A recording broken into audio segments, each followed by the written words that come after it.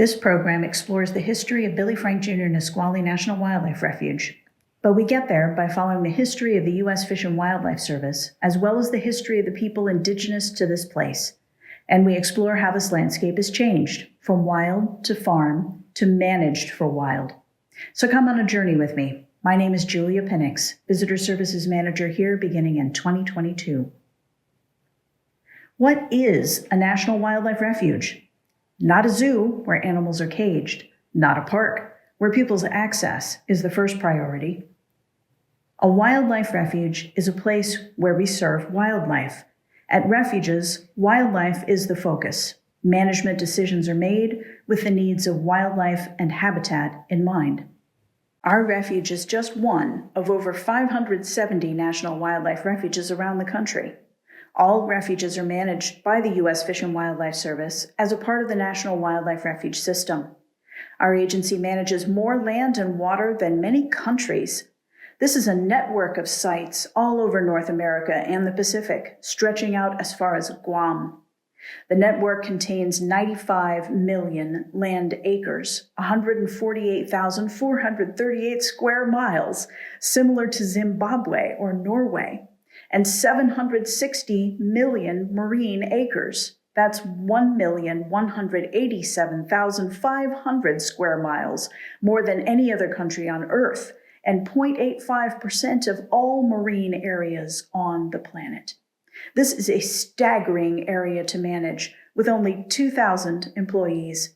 A total of 1,335,938 square miles, or 0.67% of all of Earth's surface.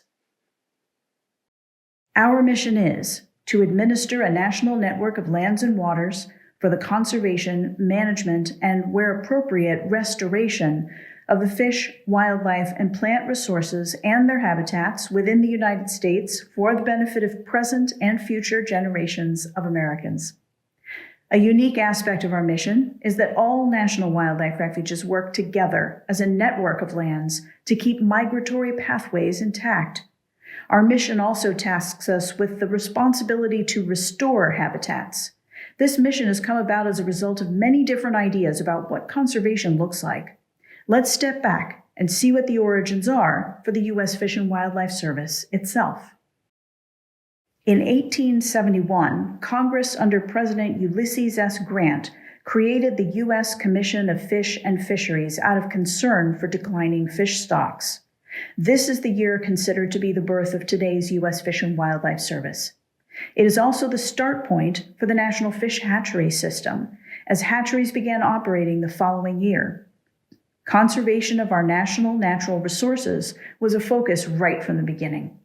Livingston Stone, a Harvard-educated pastor who took up a lifelong passion for fish and fisheries, helped found the first national fish hatchery in 1872, called Baird Station in Northern California on the McCloud River.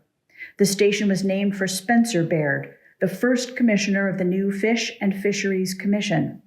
Stone was a powerful voice against the rapacious fishing practices of the time, warning that salmon were on their way to the same kind of near extinction as American bison. Just as Yellowstone National Park had offered safe haven for remaining bison, he advocated for the establishment of a national park for salmon.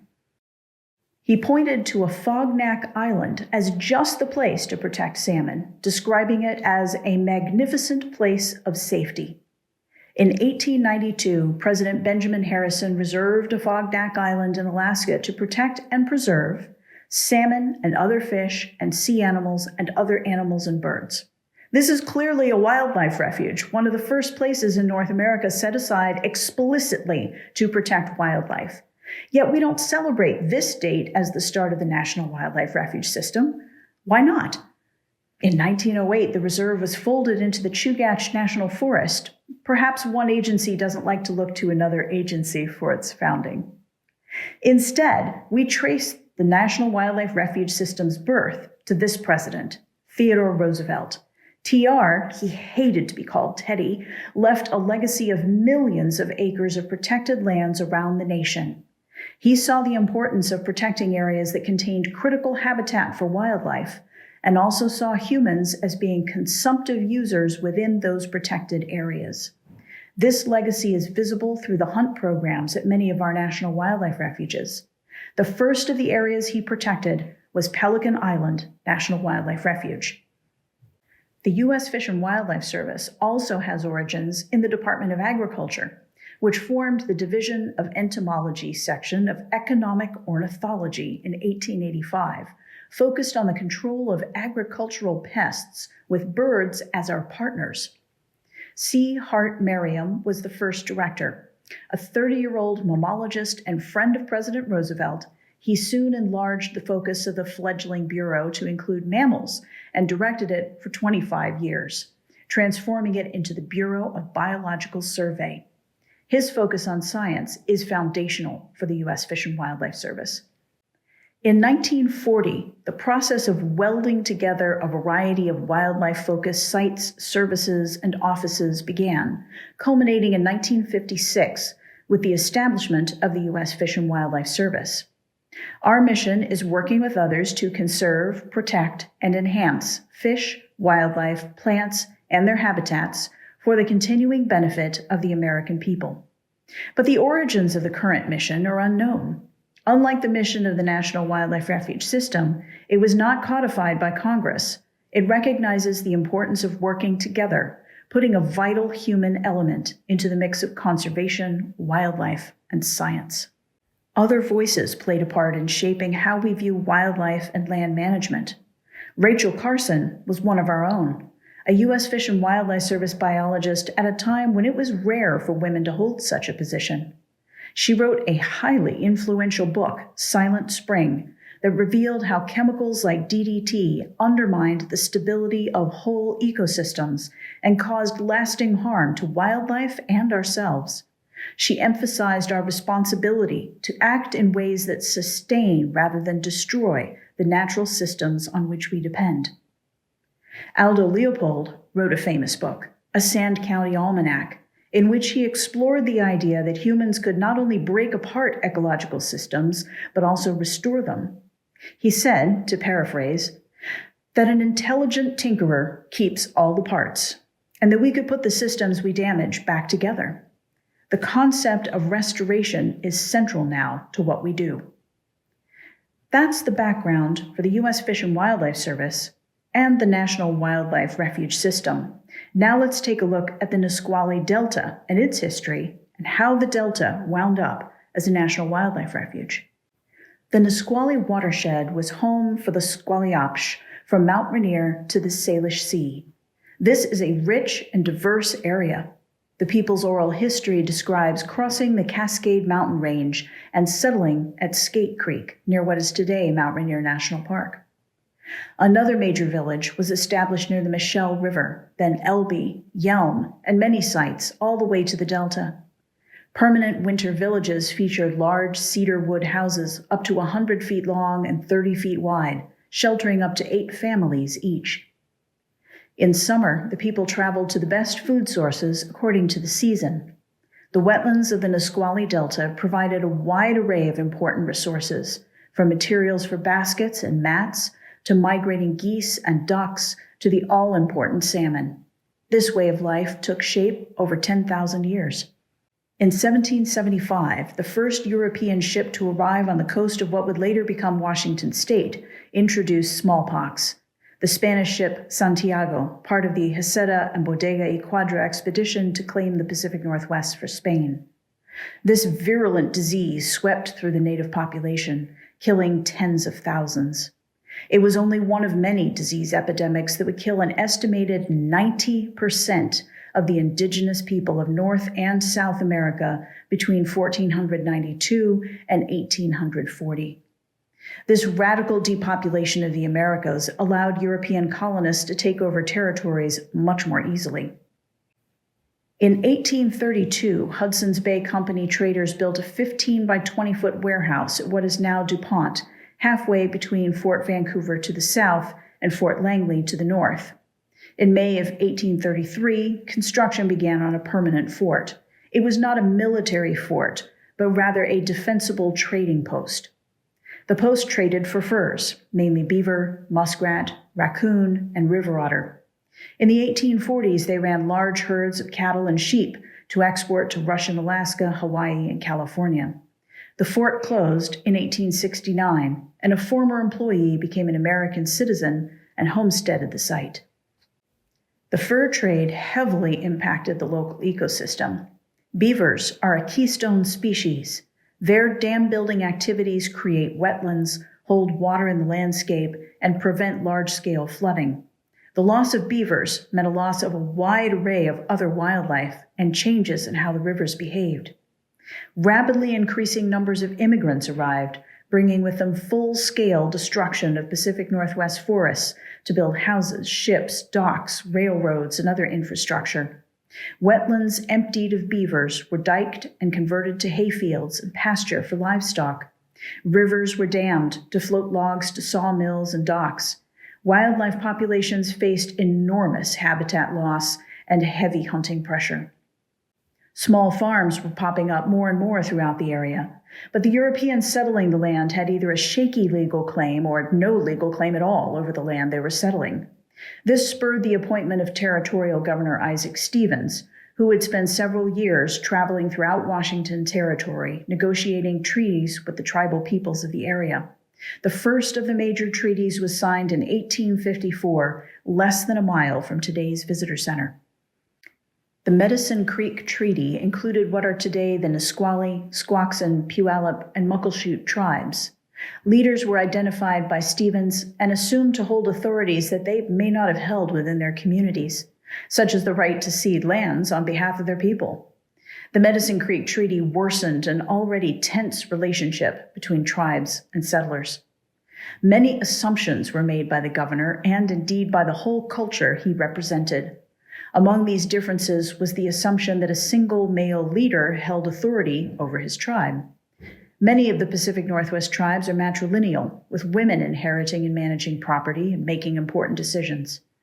Tribes were identified by Stevens and were often comprised of multiple bands that would not have considered themselves to be one people, nor did any single individual have authority to make important decisions for a whole tribe. Some signatures of tribal leaders included on the treaty were likely forged. Many tribal leaders refused to sign. It is important to note that the treaties signed in this territory did not give tribes reservations. Rather, tribes ceded their lands to the federal government in exchange for the right to retain certain lands, what were to become reservations, and the right to fish and hunt in usual and accustomed places. This is legal language, the right to hunt and fish in their usual and accustomed places, and we will come back to this again in our story. With native lands ceded, development and settlement proceeded at an even more rapid pace. Development of towns, piers, factories, railroads, docks was incredibly swift, and the population expanded rapidly. Change came to the Nisqually Delta, too. Alson Lennon Brown, an attorney, was the son of a wealthy Seattle lumberman with substantial real estate in Seattle and other Puget Sound areas. Alson inherited this wealth, using it to purchase 2,300 acres of land between Medicine Creek and the Nisqually River in 1904. He experimented with farming techniques, raising a diverse array of crops and animals shipped widely throughout the region. Most significantly, farming success also meant diking and draining the salt marsh. The work of constructing a 4-mile dike was done by hand. It took 3 years for enough salt to leach out of the soil to allow farming. The Brown Farm dike can be seen in this 1942 aerial photo of the farm. The dike followed the red line shown here, and everything contained within it was converted from estuary, where salt and freshwater mix productively, to a freshwater environment. But Brown invested badly and lost the farm to creditors in 1919. After the farm was sold, it fell into the ownership of 3 different people who rented the place to dairy farmers. No one was quite as successful as Brown had been. All the while, more and more people were moving to Western Washington, and developers began looking at the Brown farm and questioning whether a farm was the highest use that the Nisqually estuary could be put to. One plan was to make the estuary into a landfill for Pierce and King Counties' garbage, as their landfill was almost completely full. This was proposed in 1964. Luckily, there was plenty of opposition to putting waste into a place so full of water, and the landfill's replacement site was found elsewhere. As early as the 1950s, the Port of Olympia began exploring the idea of expanding by creating a port in the Nisqually estuary. During the 1960s, the Port of Tacoma hoped to create an industrial port. It was judged by the Port of Tacoma's manager at the time to be a perfect place to build a deep-water super terminal, as the water depth drops abruptly to 200 feet off the edge of the Nisqually Flats. The Washington State Game Department, today the Washington Department of Fish and Wildlife, bought 283 acres of tidelands in 1966 to block development. They continued to acquire land whenever they could. Remember that tribes did not cede their rights to fishing in their usual and accustomed locations. They were fighting for their rights to be recognized in what is known as the Fish Wars. And they joined in the battle to protect Nisqually by organizing the first fish-in 1964. Billy Frank Jr. was arrested more than 50 times for fishing to assert his people's rights. Yet when the Game Department announced their opposition to development, Billy Frank Jr. stood up with them. He stood with his enemy because it was more important to protect the Delta. Not many people are willing to do the right thing if it means cooperating with their enemy, but he and the Nisqually tribe united with the Department of Game to protect the Nisqually River and Delta, announcing their joint objections to industrial development in 1970. Other local residents got into the action as well. School teacher and activist Margaret McKenney, along with her friend and neighbor Flo Brody, led grassroots opposition to industrial development plans. They were so effective at rallying support that when a meeting for public comment was held regarding the plan to create a port, citizens filled City Hall to capacity to voice their outrage, and a second meeting had to be arranged to allow all to comment. In February 1974, the Delta and its wildlife were protected at last. The U.S. Fish and Wildlife purchased 1,285 acres, largely with money from the sale of duck stamps. Hunters are required to buy duck stamps to go with their license when they hunt waterfowl, and those funds can only be used to purchase land for conservation. Anyone can buy a duck stamp, putting their money right into action. Without this fund, the Delta might not have become a national wildlife refuge. Let's review where we've been. In the past 10,000 years, the Nisqually watershed was occupied by people who made this their home. They lived within the boundaries of nature, developing a culture that fit the natural cycle, sustained by what was available right here, and by actions that enhanced aspects of the landscape for humans and the plants and wildlife they depended upon. This long-term way of life began to be disrupted as European diseases worked their way across the continent, beginning in 1492 and continuing until the 1900s. Europeans themselves appeared here in 1775. By 1854, the incoming population greatly exceeded that of the native inhabitants, and the landscape had altered enormously. 90 years after the signing of the Medicine Creek Treaty, the Nisqually National Wildlife Refuge was created. Here at the Refuge, we are a part of the greater refuge system under the umbrella of the U.S. Fish and Wildlife Service. This refuge is important enough that it was made a part of this national system. What about this particular place was so worth protecting? The creation of the refuge came at just the right time. During the early 1970s, much of the Puget Sound region was undergoing a rapid increase in both population and development. This image shows land cover in Puget Sound in 1972. The areas in green are porous surfaces like fields and forests. The areas in black are non-porous surfaces like roads, parking lots, rooftops. Over just 24 years, the Puget Sound landscape saw a 37% loss of land with at least 50% tree cover. Had the refuge not been created just in time, there was a great chance that the estuary would have been lost during this time of increased development. It could have looked like the Puyallup estuary, which is an intensively developed industrial area and one of the country's most polluted sites. But instead, we have a much more natural area. Even here, there was room for improvement, as we'll see shortly. Let's be clear, not all of the refuge is protected. Pieces are owned by the Washington Department of Fish and Wildlife and the Nisqually tribe. Other pieces are owned by the U.S. Fish and Wildlife Service. But the congressional boundary, which is the white line, just demarcates the area we'd like to include in the refuge.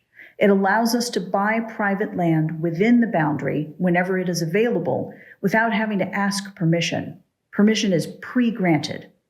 Approximately 2,925 acres of the 7,415 acres within the approved boundary have been acquired. We're lucky to have partners like the Nisqually Land Trust, which acquires key land in the watershed to protect and enhance wildlife habitat and passage. As of December 2019, they've helped to protect 7,561 acres in the watershed. The refuge embraces the terminus of the Nisqually River, which flows 78 miles from its source glacier on Mount Rainier. This watershed begins in a national park and ends in a national wildlife refuge. The estuary, where fresh and salt water meet and mix, is the beating heart of the refuge. As the tides of the Salish Sea move in and out of the estuary twice each day, the sediment carried from upstream in the river is deposited. This results in a slow daily buildup of sediment that creates mudflats and salt marshes in the estuary. Estuaries are among the most bioproductive habitats on Earth. The daily accretion of sediment and organic matter in an estuary provides the perfect environment for billions of small invertebrates to survive. In a single cubic inch of healthy estuary mud, there can be over 1 million living creatures. These invertebrates make enormous amounts of energy and nutrients available to their predators. The Nisqually Delta provides critical habitat for migratory birds. This is a major stopover for birds of the Pacific Flyway, the track many of the 200 species of birds found in the refuge follow. Few places are left in Puget Sound that offer such a good place to rest and feed. The estuary is also vital for migrating salmon. Young salmon need a place to hide, acclimate to salt water as they leave their birth rivers, and feed voraciously before entering the ocean. They can add 6% to their weight every day in the estuary. As returning adults, they use the estuary as a place to rest and acclimate again to freshwater before heading upriver to spawn. Salt marsh, although incredibly productive for wildlife, is a vanishing habitat. In developed areas where the land is paved and built upon, there is generally no going back. But in places like Nisqually, could the salt marsh be restored after decades of farming?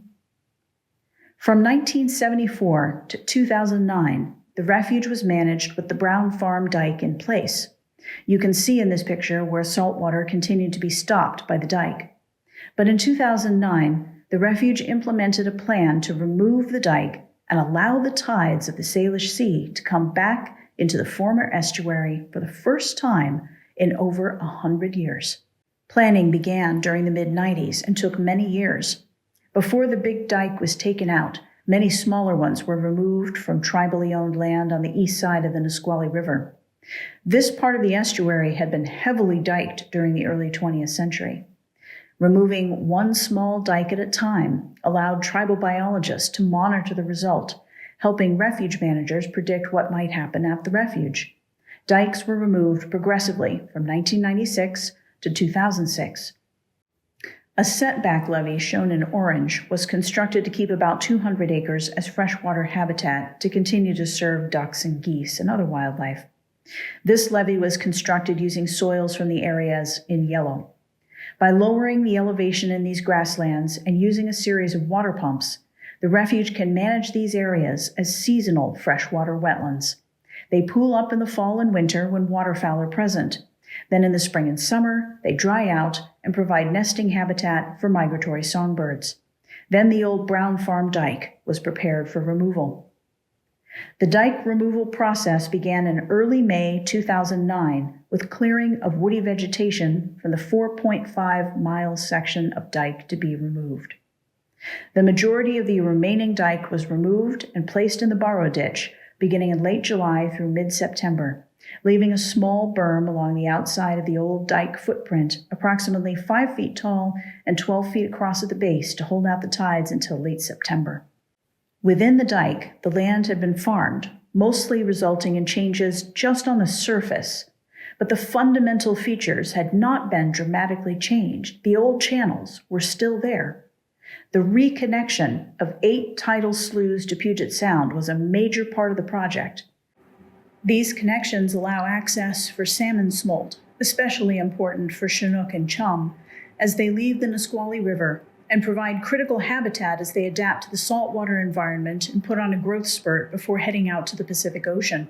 Pictured above is one of the 8 major sloughs that was reconnected. The reconnected sloughs allowed the tides to move large amounts of sediment over a relatively short period of time. This translated into a quick reestablishment of those historic sloughs. In this image, what you see in blue is all water with some degree of fresh and saltwater mixing. You can clearly see where the dike prevents saltwater from penetrating the center of the refuge. When the Brown Farm dike was removed in 2009, saltwater followed the old channels still embedded in the landscape, the red lines, back into the heart of the estuary. Over 760 acres of estuary habitat were restored. Within the 760 acres were over 21 miles of channels and sloughs.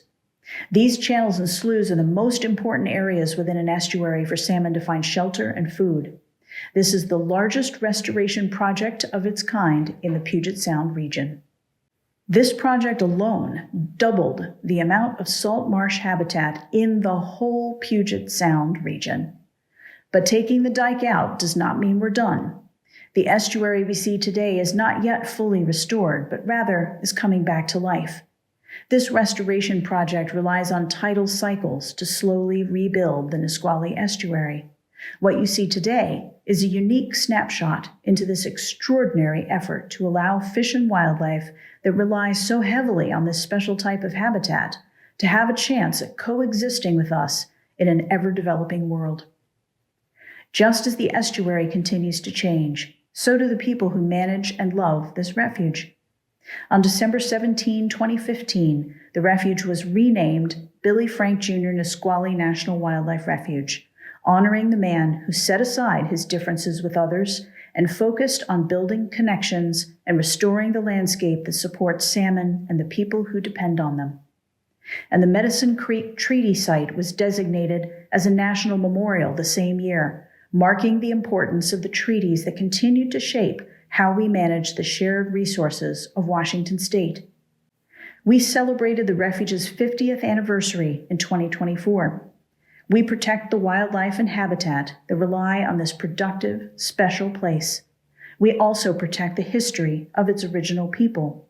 And we protect this place for all of you, so you can learn from it, appreciate its past and its present, and help to shape its future. What will happen here in the next 50 years depends on our actions today. This training video uses photos from a wide variety of sources for educational purposes, thanks to all of the photographers whose work appears here. Video created December 2024 by Julia Pinnix, Visitor Services Manager, Nisqually National Wildlife Refuge Complex.